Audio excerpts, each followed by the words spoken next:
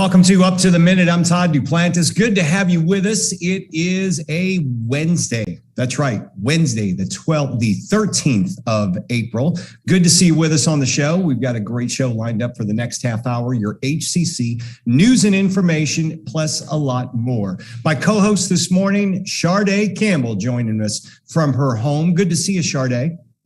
It's a pleasure to be here. Happy Wednesday.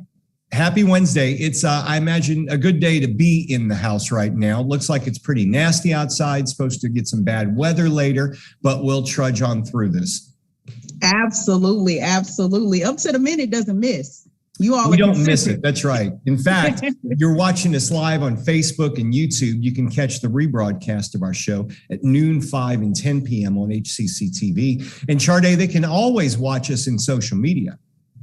Yes, yes, yes. The internet never sleeps, and you can always catch us online. We live stream through YouTube and Facebook on Houston Community College's district channel. So search Houston Community College District, and you can always catch the playback of HCCTV's programming, including Up to the Minute. Okay, Sharday, you're going to be talking with these next guests. We have some good news for our student government. They're now getting paid. We have a staff member and a student with us, Dominique and Shiza, joining us this morning. Dominique is the Student Life Coordinator at HCC Northwest, and Shiza is the president of the SGA at HCC Southwest College. Good morning to you both. Good morning, Todd. Thank you for having me. Yeah, thanks for being here. We're looking forward to hearing all about this very shortly. So stick around. Sharday is going to be with you in about 10 minutes. Okay, we're going to kick things off. Small Business Wednesday. We have a husband and wife team who are graduates of HCC's business plan competition. Wendy Acaries and Arnaud Acaries are co-founders and co-owners of Bonjour Cafe. Good to see you both. Thanks for being here. Thank you. Thank you for inviting us. First, tell us a bit about Bonjour Cafe, how it all began, and where you guys are located.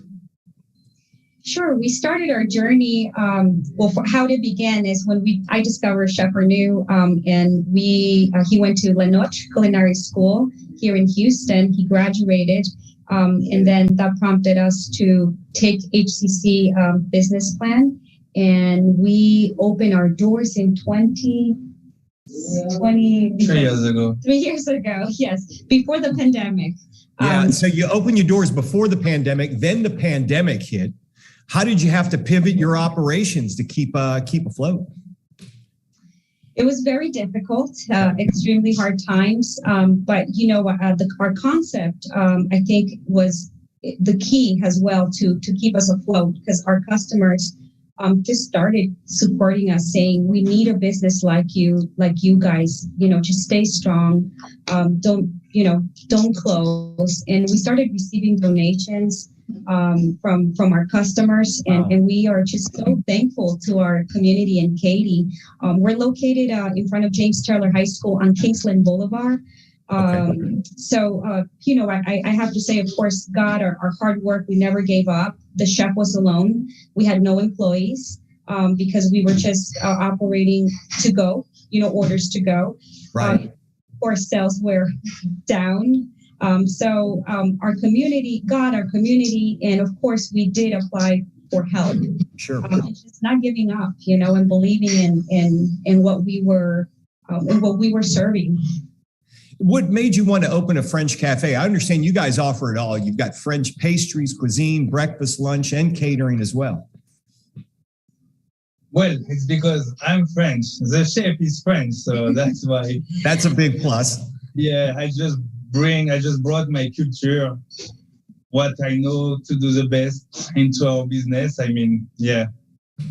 What is the reaction you don't find many traditional French restaurants, especially inside the Loop.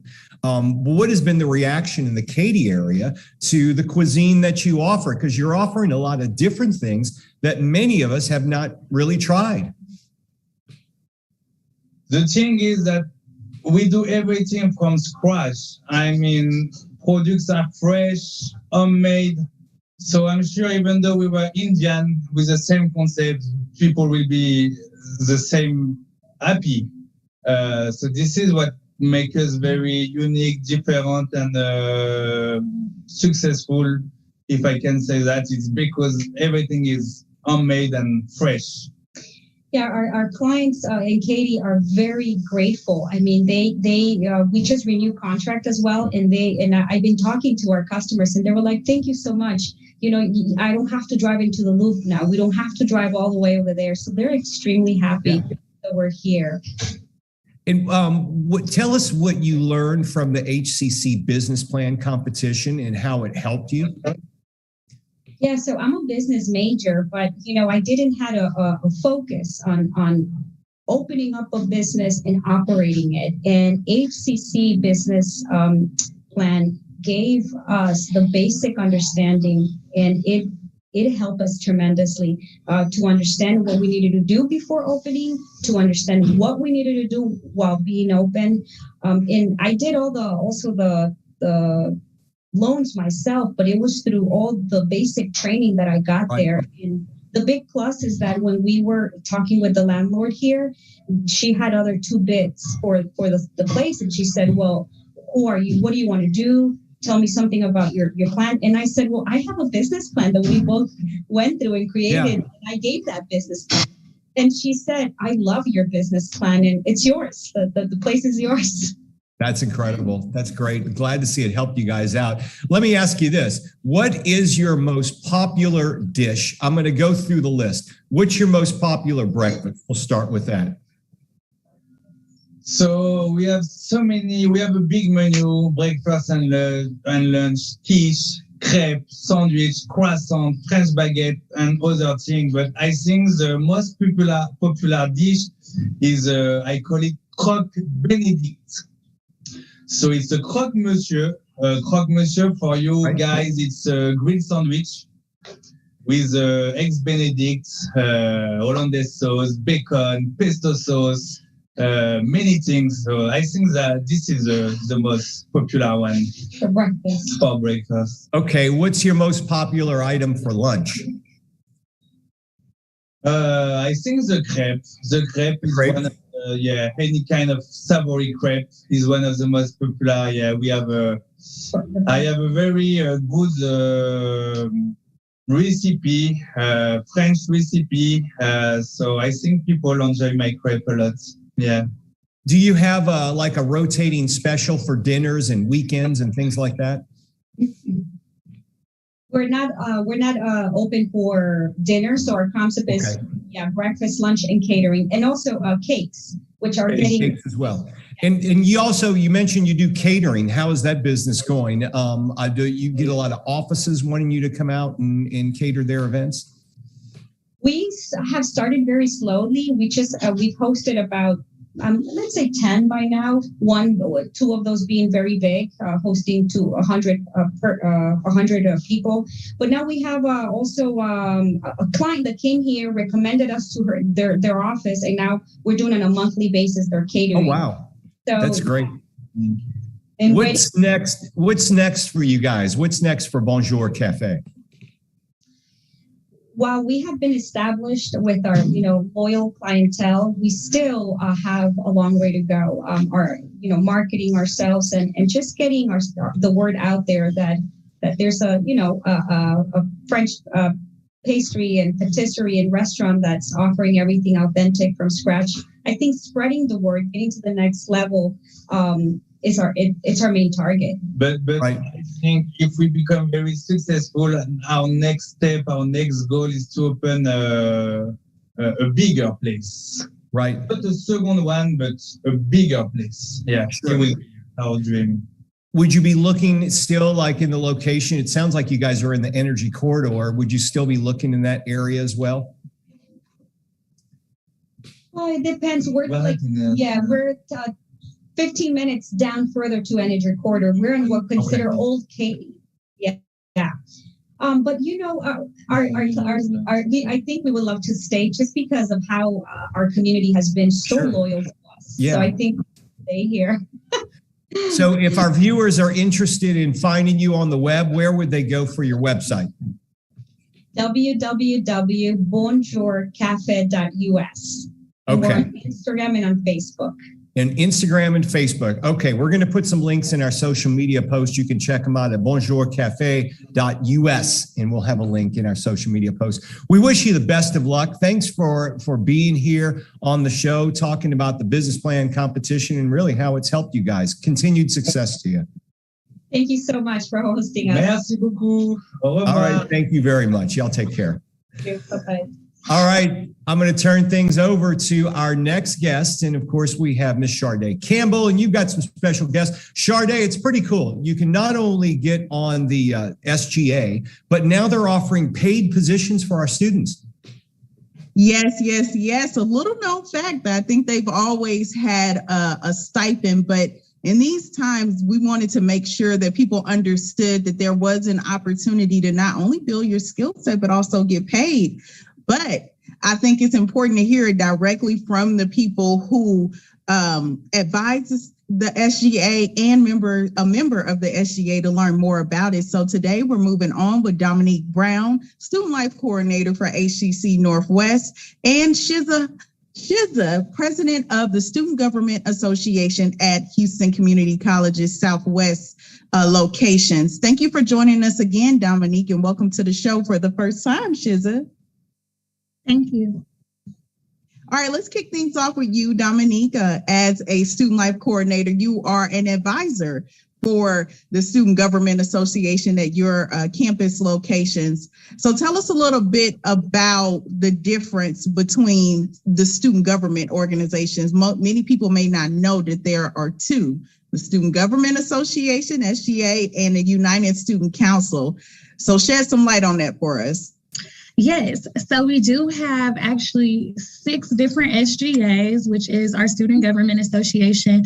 They are our local college students that are focusing on local issues at their respective colleges. So they're going to focus on issues at Northwest, Southwest, Central, and so forth, whereas our United Student Council can be considered our District Student Government Association, and they focus on district-wide issues. So those are issues that affect all of our students across the district. Awesome. So whatever it is, our students are covered. They have representation. That was the idea, right? Absolutely.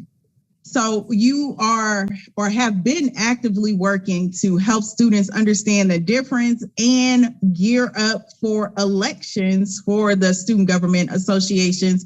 Tell us a little bit about how much more time they have left if they're considering applying. So yes, I want to point this out that there are a lot of positions available. As mentioned before, there are 6 different colleges.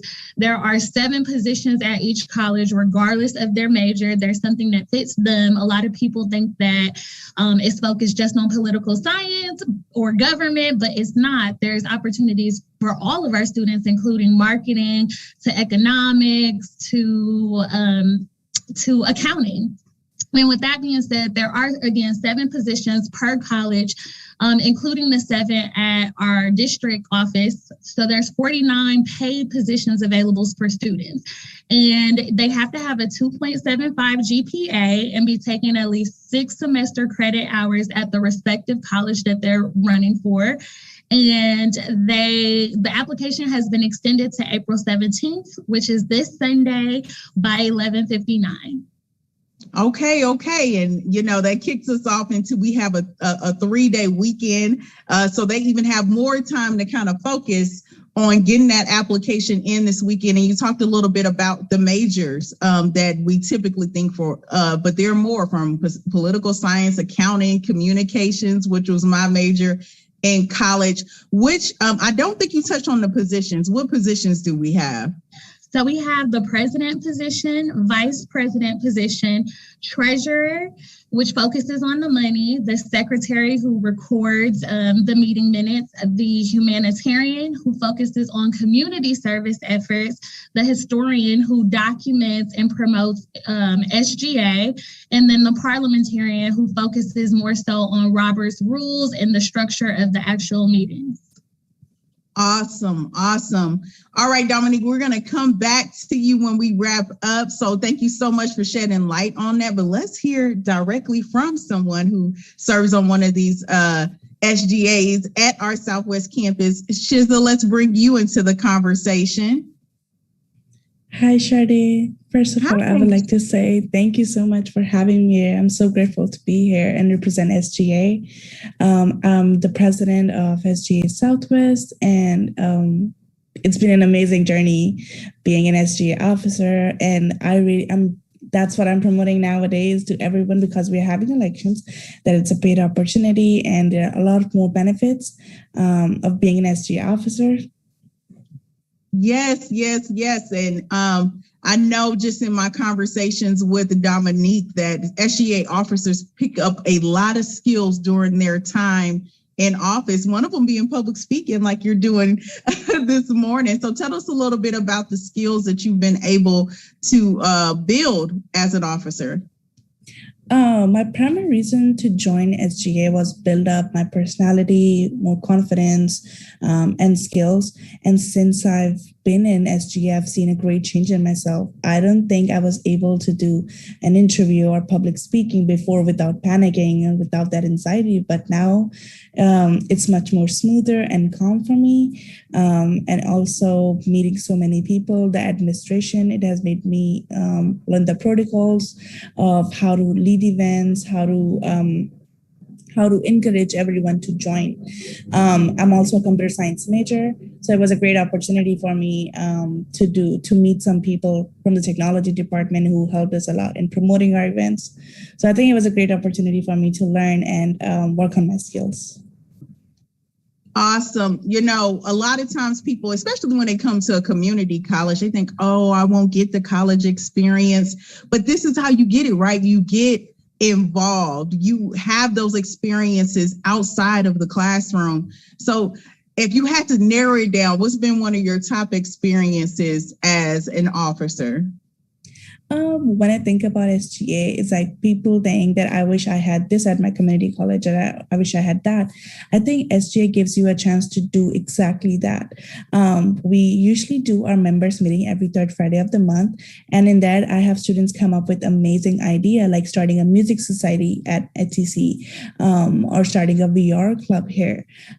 For me, recently, I did a Women's Day. We had 70 plus people audience there. And it was an amazing view that there were so many strong women, ladies from HCC and gentlemen supporting them. And we had gifts, prizes, and games there. So it was an amazing thing for me to lead that event and receive support from all HCC. So it's not just students supporting SGA, it's the administration as well, and a chance to do everything that can make ours and the other student bodies experience better at our college. Yes, it's, you know, as a president, you sound like an amazing leader. And I would assume that it's a lot of time that you are putting into this. And as we discussed at the top of the show, there is a stipend or payment associated with these positions just to kind of accommodate the fact of the time commitment. Tell us a little bit about what it's meant to be able to receive a stipend and also build your skills at the same time as an officer. Okay. So when someone becomes an officer, they sign a contract which says the stipend amount varies from the position.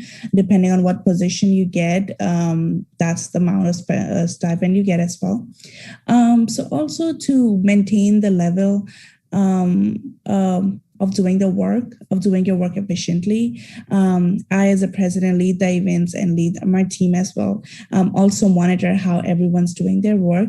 And at the end of the semester, I do have a meeting with our student life coordinator discussing everyone's performance throughout the semester. And I also like to do a meeting with our officers. So if they have anything to say, if they have anything to share regarding their experience at SGA, they can share with me. So the stipend, they get it at the end of the semester. And I think it really helps. It gives people motivation to be at campus, to do work for student body, and also just to support them. And also, other than stipend, we also receive paid travel opportunities. Because of COVID, we only get to do one this semester. We went to Dallas for Texas Junior College Student Government Association Conference, which was an amazing journey. We got to learn a lot there, and I'm really hopeful for those candidates who are applying to have these type of trips and these activities, because they are life-changing. It was one of my favorite trips that I've taken with my college so far. Oh, paid travel, stipend, opportunity to grow in your skills. You've sold it for us. So you talked about a little bit about the programming. You did something for Women's History Month. This month in April, I know we have a lot of observations, including Earth Day and National Diversity Month, but I think you all are having some events coming up. Tell us about your event. So first, we're doing an event, an Earth Day, where our officers are trying to recycle the bottle caps. So they are collecting bottle caps from everyone on the campus. We're also doing I'm sorry, I forgot. We're also doing a conference for equity and equality, where I'll be on the panel to discuss the opportunities for the students on campus and to come and support them.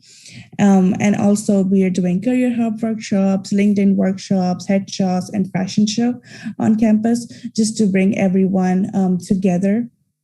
And as we are all graduating now, so I think it's high time for everyone to look more into their career-related fields and what employers are hiring at this moment.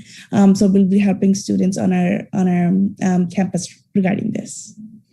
Awesome. Thank you so much for sharing the events. Thank you, Dominique, for sharing that application is due April 17th at 11:59 p.m. You've heard directly from Shiza the benefits of becoming a SGA officer to be in student government here at the institution. Wishing you all the best of luck to wrap out this semester and having an amazing election period and getting all 49 of those positions filled. Thank you. So, take care, y'all. I'm going to kick it back to you, Todd. All right. Thanks, Sharday. We got a few things to go over, some announcements you may know of. Media Arts Lecture Series, a documentaries with Charlie Min, victim-driven documentary filmmaker who splits time between Houston and New York. Charlie Min has sold films to Lionsgate and Investigation Discovery and has placed 25 movies on streaming giant Amazon Prime. He has also been a producer for the hit television crime show America's Most Wanted and worked at NBC as well. He's speaking today, noon to 2 p.m. virtually. Registration's required. You can join them by emailing Michael Cohn, and we'll have some information in our social media post and how you can do that. There is a Student Success Summit that's actually going on right now as well, Sharday. Yeah, we talked about how students have the opportunity to keep learning and build their skills as an SGA officer, but we're committed to continuous learning as faculty and staff, and that's why we are having the Student Success Summit that has started today, but it's not too late to head on over to the West Houston Institute as a part of our Achieving a Dream initiative. They will be there until 12:30 today. Yes, and it is happening right now. So, okay, music to our ears. The Spring Student Music Recital is getting underway tomorrow, 7:30 p.m. They have it every semester. Music majors perform solos with varying periods and styles and genres in voice, piano, guitar, flute, cello, violin, and other instruments as well. It's free. That's right. No cost, but seating is limited and the registration is required. It's happening at the Spring Branch Performing Arts Center, Theater 2, tomorrow, 7:30 p.m. We'll have some information on how you can join them in our social media post. And food insecurity, we've talked about this before, Sharday. It is a big deal. And HCC is addressing that in a partnership with the Houston Food Bank. Yes, many don't know the Houston Food Bank is one of the largest food banks in the country, and it's simply because hunger is so prevalent here in Houston. So they have partnered with higher education institutions to bring food directly to students, because we can't assume that it's not affecting students if it is affecting the entire city. So they will be having locations at our campuses where they will be bringing free groceries all throughout April. So the link will be in the bio at the end of the show. So check that out. Okay, Bedichek Orman, applications are underway. It's time to apply for the Bedichek Orman grants, which are awarded from the Bedichek Orman Professional Development Fund, held at HCC's foundation on behalf of the HCC Faculty Association. The fund is unique in that faculty and staff help raise the funds through an annual auction and or by donating funds to the Bedichek Orman Professional Development Fund. Those donations are welcome and accepted year-round on the website. We'll have a post after our show. Now, up to $500 will be awarded for adjunct professional development, conference attendance, and workshop participation. Full-time faculty may also be eligible if they've exhausted their faculty development fund. To apply or donate, check our post after the show and we'll give you the information how you can do so. Okay, the summer registration is ongoing right now. Fall registration is coming up very soon, Sade. Yes, and to get ready for it, students can preview the schedule. It started this Monday. They can take a look at the schedule, search by whether or not they're looking for an online class, an in-person class, or a hybrid class, which is a mix. So you can preview the schedule, check the times, look at your work schedule, so that when that schedule goes live on April 25th for all students, all you're hitting is add to cart, and you will be ready to get the classes that work for you and your schedule. And, you know, it is important to register early because a lot of these classes fill up, especially the in-person ones right now. Yeah, the labs are really popular. So get in those classes that make sure that are on your degree plan and that work for, you know, the schedule that you have around work and your life responsibilities. And we'll also, in registering early, we give our veterans an opportunity to register a week early, as well as our Eagle Promise program. So they'll probably receive communication about being able to register on April 18th, but we're going to blink and fall registration is going to be here. Make sure you do so. Go to hccs.edu/apply to get to handle all your registration needs. Okay, tomorrow we have a show. Friday, we're all off. So there's no show on Friday, but tomorrow is kind of like our Friday. We'll visit with our community learning program again, this time to find out about its Microsoft coding and gaming to youth ages 8 and up, and it's Thursday virtual family fun day, Sade. Oh, I'm always here on Wednesday, but love to hear about what you have going on Thursday. We have, we're looking forward to opening up the tomb of Ramses the Great and his Gold of the Pharaohs exhibition. So we're going to have someone on from the Museum of Natural Science. That should be very interesting. Tune in tomorrow. Sade, we'll see you next week, and we'll see all of you tomorrow live, 10 a.m. right here.